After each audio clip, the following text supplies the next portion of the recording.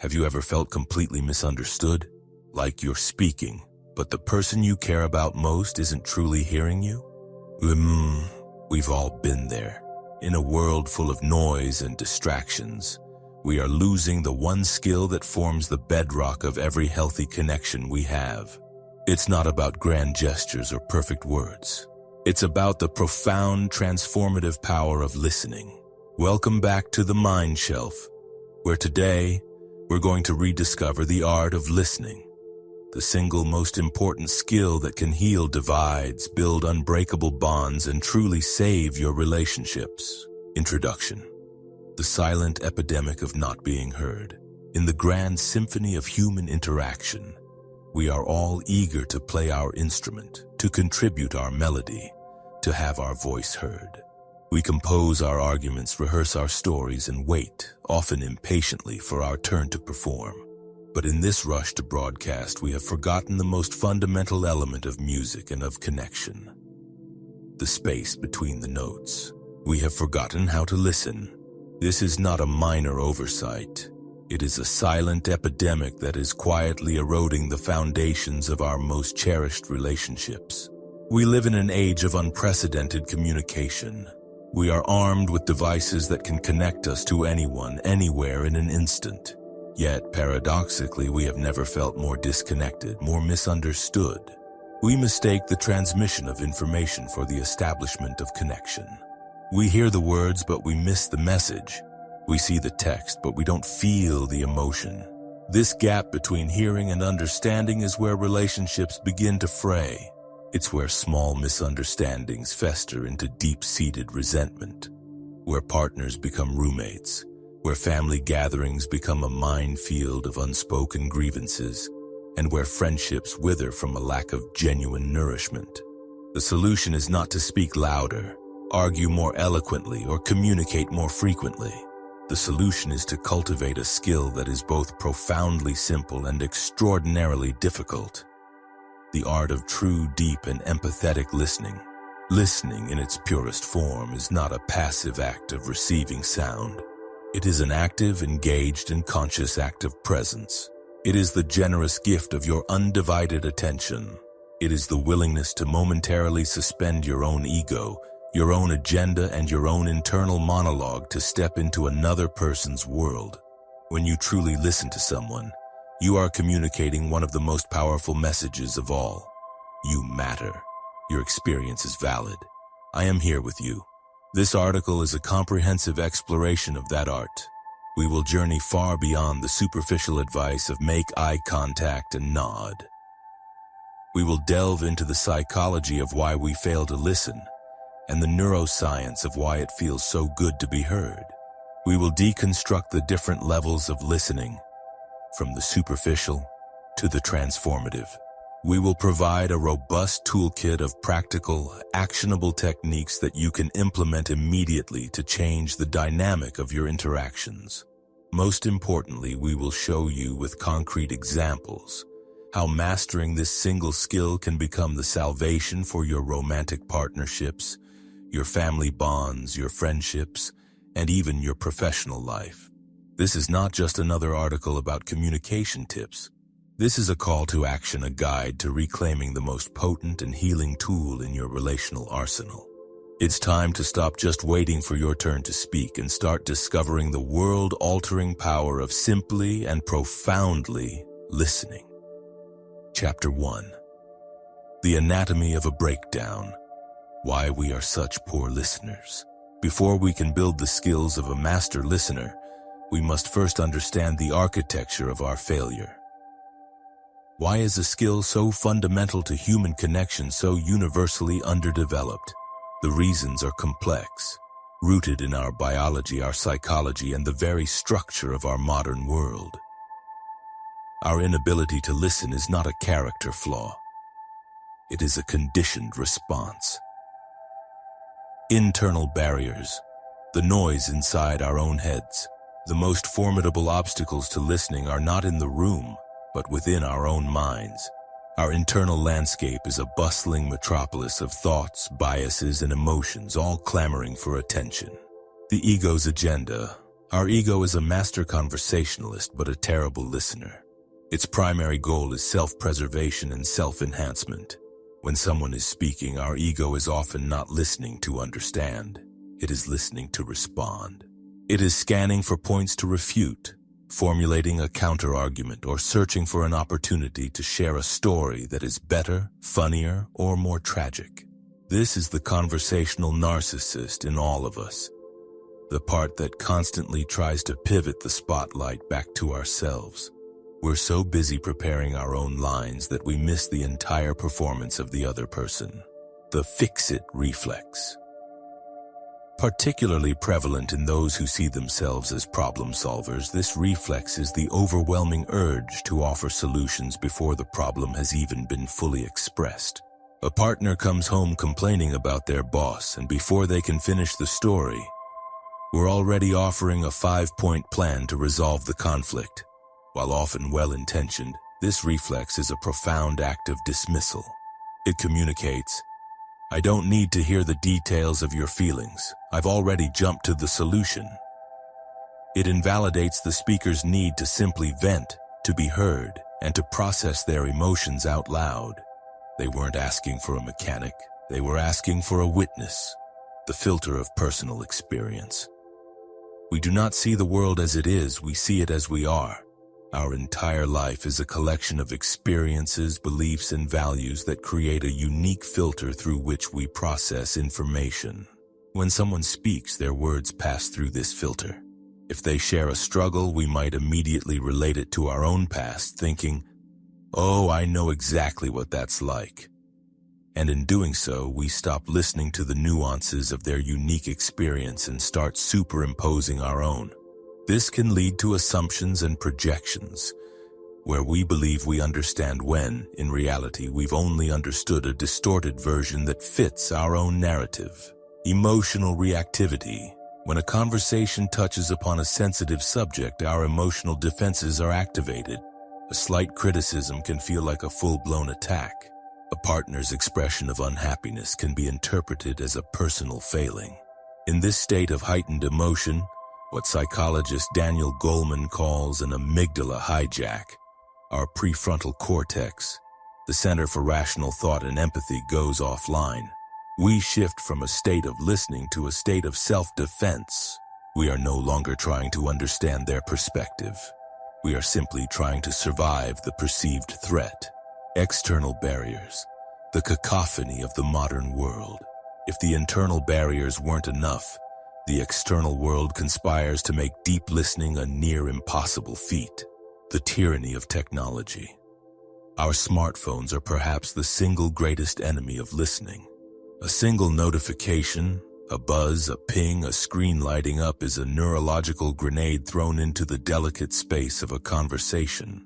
It shatters presence and sends a clear, powerful message. Whatever is happening on this screen is potentially more important than you. This continuous partial attention, as sociologist Linda Stone calls it, keeps us in a state of perpetual distraction, never fully present in any single interaction. The cult of busyness. Modern culture glorifies being busy. We wear our packed schedules like badges of honor. This relentless pace leaves no room for the spaciousness that deep listening requires. Conversations become transactional exchanges of information, optimized for efficiency rather than connection. We listen with one ear while multitasking, trying to squeeze a moment of human connection into the cracks of our overscheduled lives. True listening cannot be rushed. It is an inherently inefficient, unoptimizable, and deeply human act that our culture of productivity has devalued. Environmental noise. This includes not just the literal noise of a loud cafe or a television blaring in the background, but also the noise of social expectations and pressures. We are often more focused on how we are perceived. Am I saying the right thing? Do I look intelligent? Than on the person speaking. This self-consciousness is a form of environmental static that interferes with the signal we are trying to receive. Understanding these barriers is the first crucial step. By recognizing the internal ego-driven monologues, The well-intentioned but dismissive fix-it reflex, the distorting filters of our own lives, and the endless distractions of the modern world, we can begin to see listening not as a passive default, but as a deliberate and courageous choice. A choice to quiet the noise both inside and out. Chapter 2. The Science of Being Heard.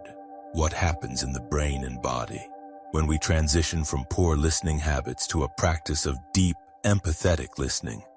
We are doing more than just improving our manners.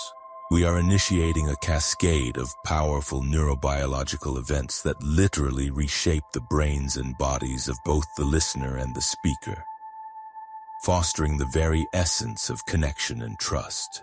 To understand the art of listening, we must appreciate its science. The speaker's brain, from chaos to coherence. When someone is distressed, confused, or overwhelmed, their brain is in a state of chaos. The limbic system, particularly the amygdala, the brain's threat detector, is firing on all cylinders, while the prefrontal cortex, the center of logic and emotional regulation, is suppressed. They are quite literally unable to think clearly. This is where the magic of being listened to begins. Emotional regulation, and name it to tame it. When a person is given the space to articulate their feelings without judgment or interruption, they engage in a process neuroscientist Dr. Matthew Lieberman calls affect labeling. The simple act of putting feelings into words activates the right ventrolateral prefrontal cortex, which in turn sends inhibitory signals down to the amygdala. This soothes the brain's alarm system.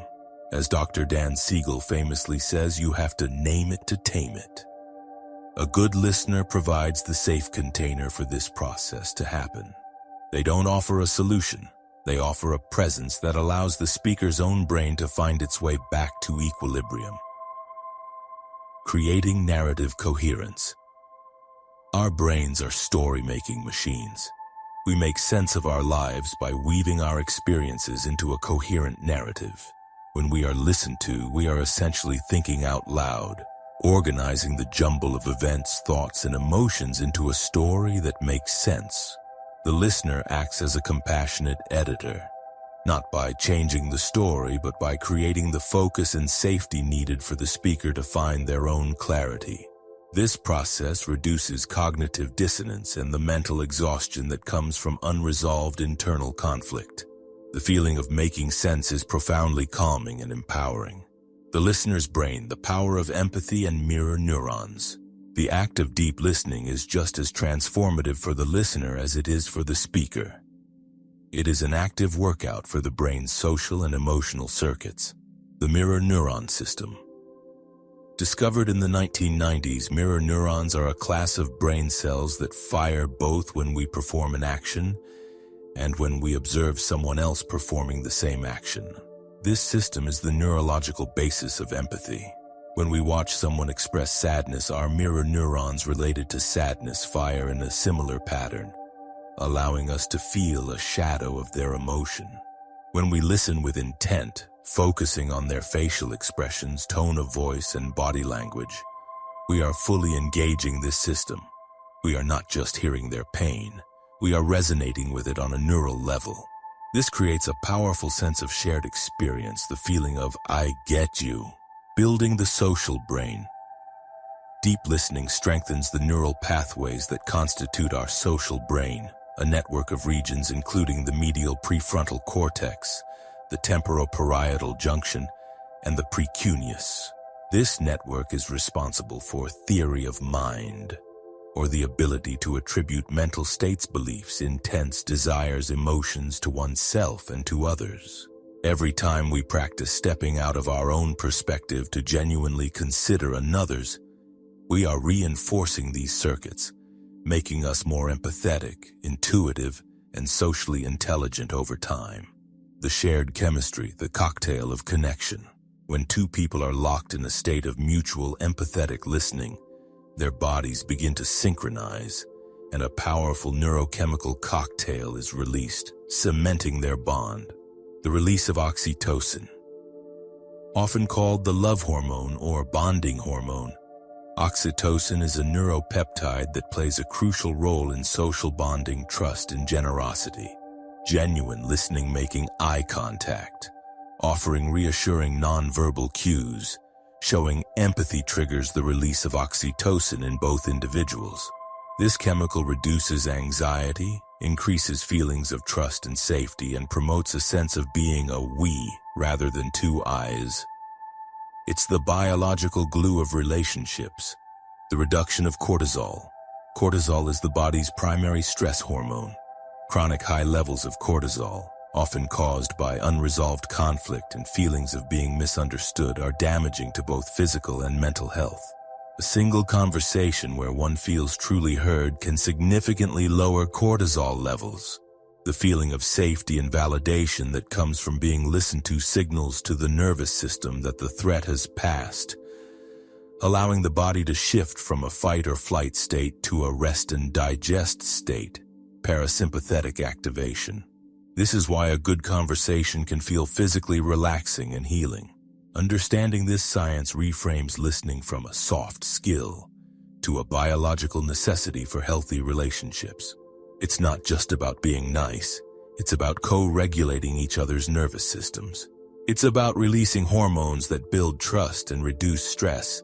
When you offer someone the gift of your listening, you are offering them a potent form of medicine that can calm their mind, soothe their body, and forge a neural and chemical bond that words alone could never achieve. Chapter 3. The 4 Levels of Listening. From a Wall to a Bridge. Not all listening is created equal. We often use the single word listening to describe a wide spectrum of attention, ranging from complete disengagement to a profound soul-level connection. To master the art, we must first be able to identify where we are on this spectrum at any given moment. Let's explore the 4 primary levels of listening, moving from the most superficial to the most transformative. Level 1, cosmetic listening, or the wall. This is the lowest form of listening, where there is only the pretense of attention. The person may be looking at you, nodding and making affirmative sounds like, uh-huh, or yeah, but their mind is entirely elsewhere. They are a wall, and your words are simply bouncing off them. What it looks like: a person checking their phone while you speak, their eyes glazed over as they plan their grocery list, or a teenager giving one-word answers while focused on a video game.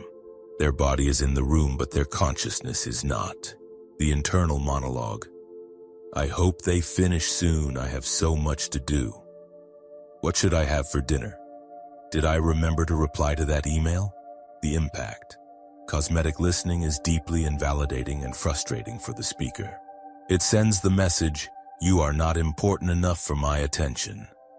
Over time, it erodes trust and makes the speaker feel invisible and insignificant. It starves a relationship of the basic oxygen of presence. In a professional setting, it leads to errors, misinformation, and a perception of disrespect.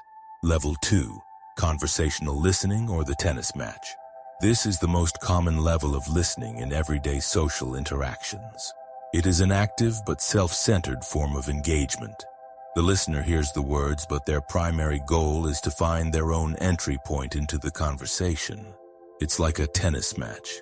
You hit the ball, share a thought, and they are already preparing to hit it back, share their own related thought.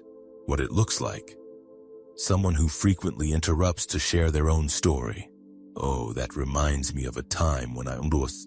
Someone who jumps to offer advice before you're finished. Someone who listens to find flaws in your argument so they can win the debate. The internal monologue. That's a good point, but here's why I disagree. My story is even crazier than that. I can't wait to tell it. Okay, they're talking about their problem in Bali. That's my cue to talk about my trip to Thailand. The impact. While more engaged than cosmetic listening, conversational listening still leaves the speaker feeling unheard. The focus is constantly being redirected, and the conversation becomes a competition for airtime rather than a shared exploration. It prevents true depth and intimacy because the listener is more interested in their own contribution than in the speaker's world. It's a connection of egos, not of hearts. Level 3, active listening or the detective. This is where true, effective communication begins. Active listening is a conscious and deliberate skill set focused on one primary goal: to fully and completely understand the speaker's message, both the content and the emotion behind it. The active listener is like a benevolent detective, seeking clues not to solve a crime but to understand a soul. What it looks like: the listener maintains focused eye contact. They put away their phone. They paraphrase what the speaker has said to confirm understanding. So if I'm hearing you correctly, you're feeling overwhelmed because your new project at work is demanding more time than you expected? They ask clarifying, open-ended questions. What was that like for you, or can you tell me more about that? Their entire posture communicates engagement. The internal monologue. What is the core message here? What are they really feeling underneath these words? How can I show them I understand before I respond? The impact: active listening is transformative. It makes the speaker feel valued, respected, and deeply understood. It de-escalates conflict instantly because it removes misunderstanding from the equation. It builds a powerful foundation of trust and psychological safety, creating an environment where vulnerability is possible. This is the level where problems get solved and real connection is forged.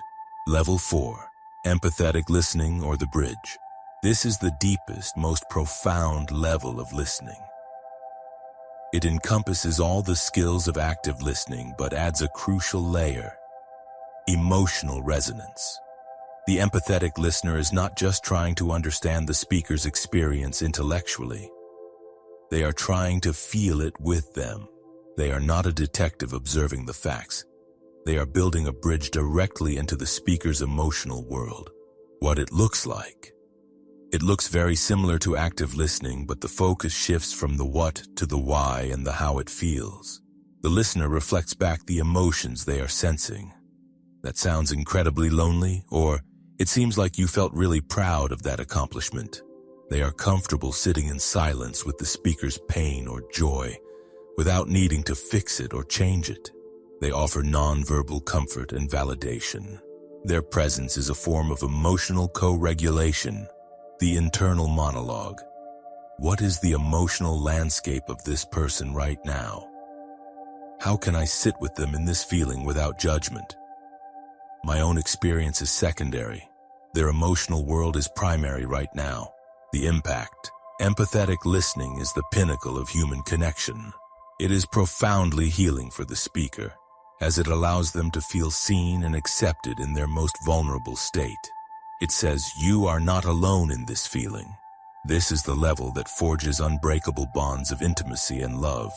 It can heal old wounds and create a sanctuary within a relationship, a place where both partners know they can show up, messy and imperfect, and be met with complete acceptance.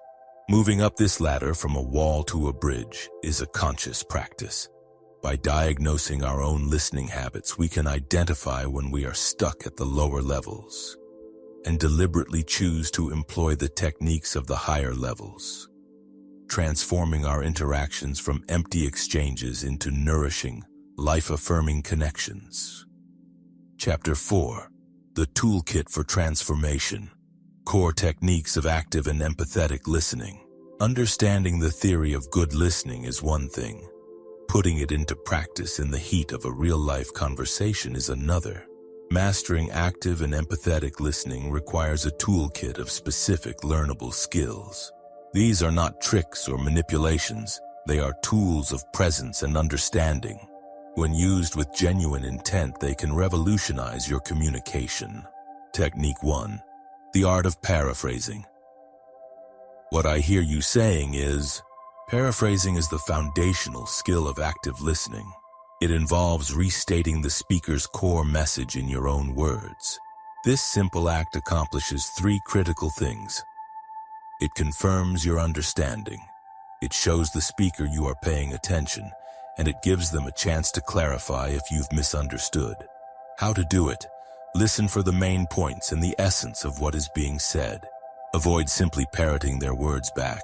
Use introductory phrases like, "So if I'm understanding you correctly, it sounds like you're saying, let me see if I've got this right. You're feeling." Example, speaker, "I'm just so exhausted. My boss keeps piling on more work. The kids have been sick all week and I feel like I haven't had a single second to myself." Poor response, fix it.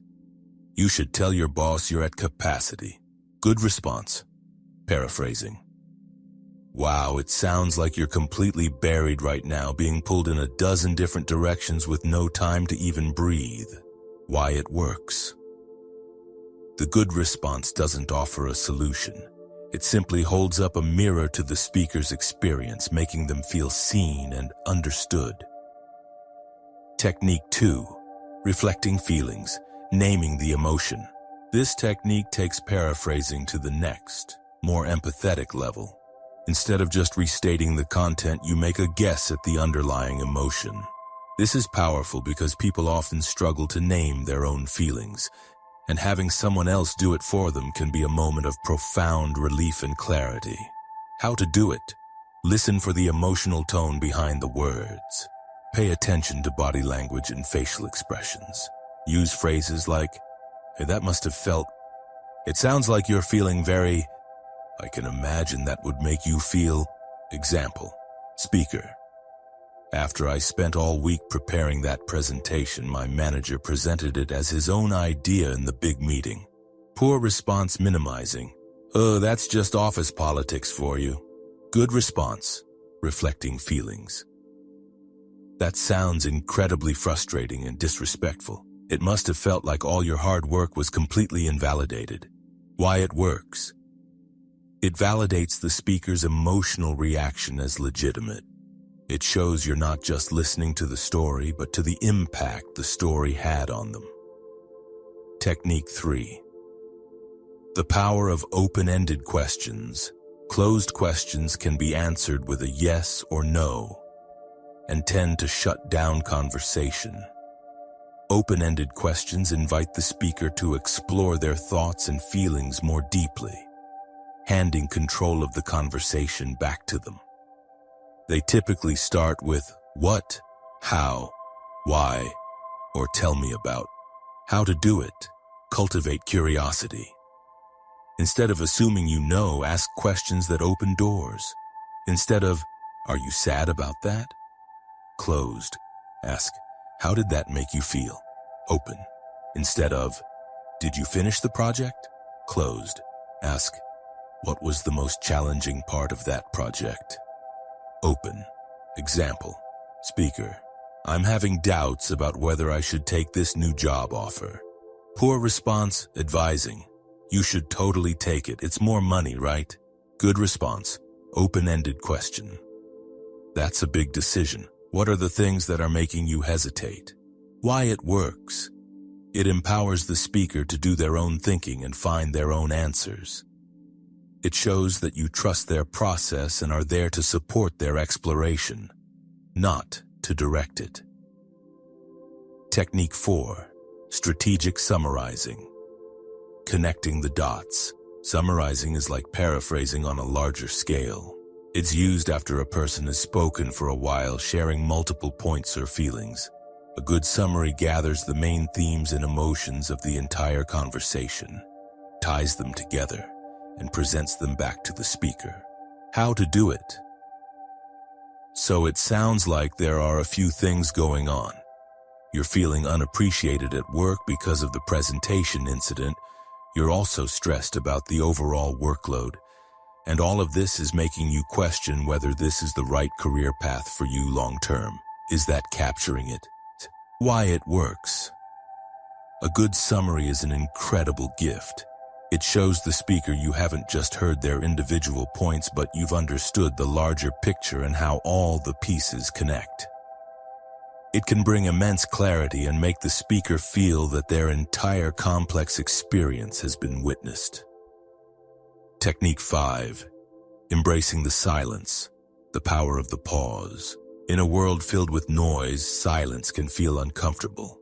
Our instinct is often to fill it immediately with words, advice, or reassurance. But silence is not emptiness. It is a space for processing, feeling, and discovery. A skilled listener knows how to use silence as a tool. How to do it. When a speaker pauses, resist the urge to jump in. Give them a few extra seconds.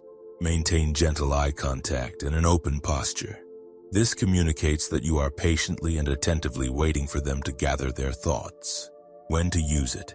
After they have shared something particularly emotional or difficult. After you have asked a powerful, open-ended question. Why it works.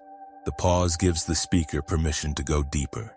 Often the most important insights and feelings surface just after the initial story is told. By holding space for silence, you create the opportunity for a deeper truth to emerge.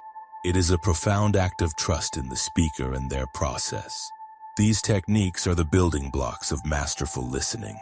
They are not a rigid script to be followed, but a set of tools to be integrated into your natural communication style. Practice them one at a time. Be patient with yourself and focus on the genuine intent behind them.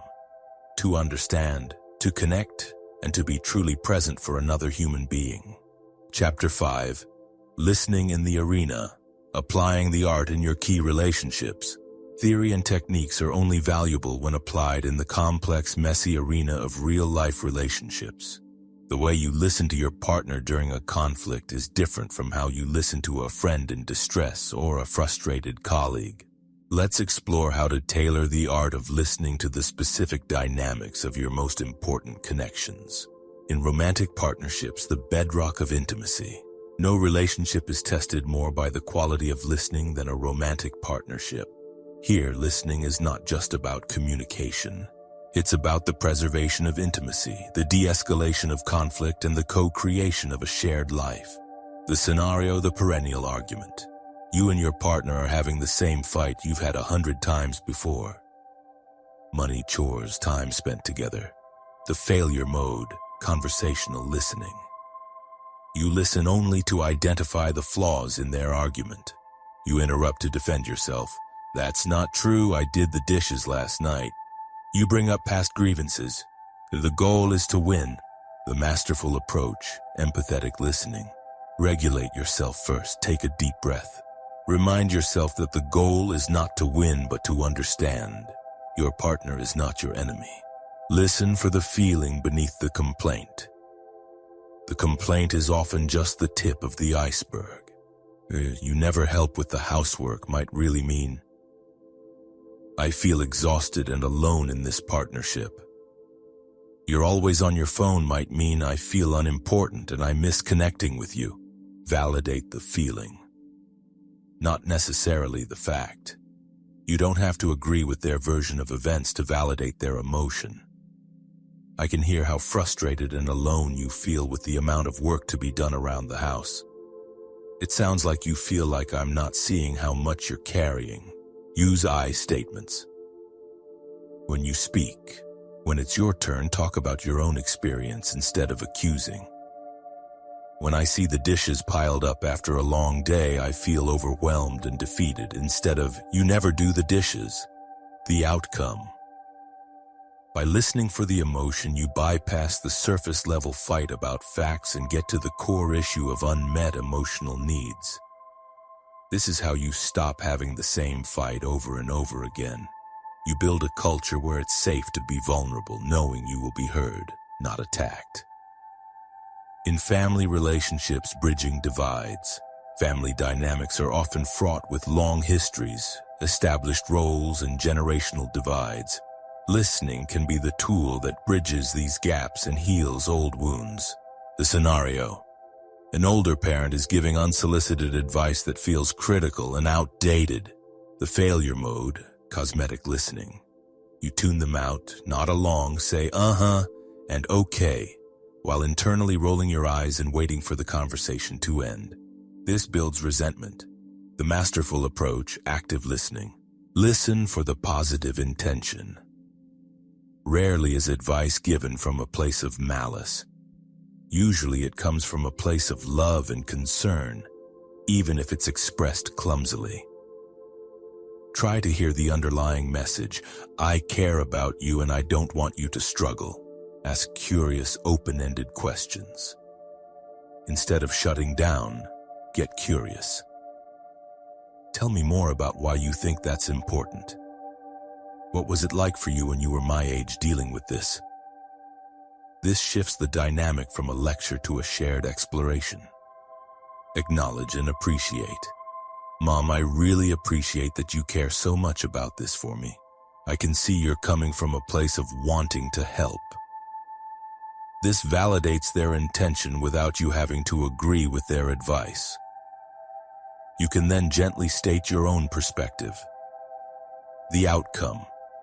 You honor your parents' love and experience while still holding your own boundaries. You transform a moment of potential conflict into a moment of connection and mutual respect, strengthening the relationship across generations. In friendships, the sanctuary of support. In friendship, we often seek a sanctuary from the judgments and demands of the world. Being a good listener is perhaps the greatest gift one friend can give another. The scenario. A friend is going through a painful breakup and is telling you the same story for the 10th time. The failure mode, the fix-it reflex. You're tired of hearing it. You jump in with solutions. You just need to get back out there. Have you tried this dating app? You need to block them on social media. The masterful approach, empathetic listening. Recognize the need for repetition. Processing trauma and grief is not a linear process. Your friend isn't telling the story again because they forgot they told you. They are telling it because they are trying to make sense of it and heal. Your job is not to fix it, but to be a patient witness. Embrace the power of silence and presence. Just sit with them. Hold their hand. Let them cry. Your calm, non-judgmental presence is more healing than any advice you could ever offer. Reflect their strength. After listening, reflect back the resilience you see in them. This sounds so incredibly painful, and I am in awe of how you are navigating it. You are so much stronger than you think. The outcome. You become a true sanctuary for your friend. They know that with you they don't have to perform or be over it. They can just be. This deepens the bond of friendship to a profound level of trust and loyalty.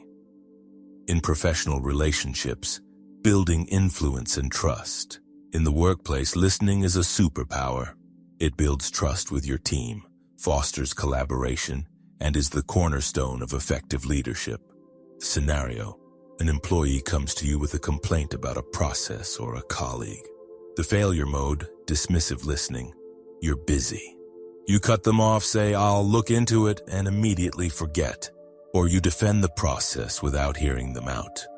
The masterful approach, active listening. Stop everything, turn away from your computer. Put your phone face down. Give them your undivided attention. This action alone communicates respect. Paraphrase and clarify.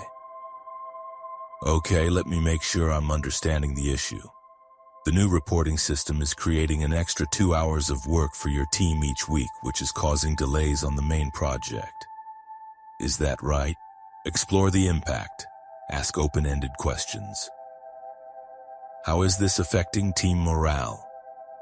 What would be the ideal solution from your perspective? The outcome.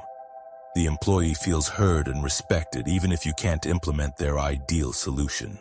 You gain valuable insight into the ground-level realities of your business. You build a reputation as a leader who is approachable and trustworthy, which fosters loyalty and a more engaged, proactive team. In every arena of our lives, the core principles remain the same.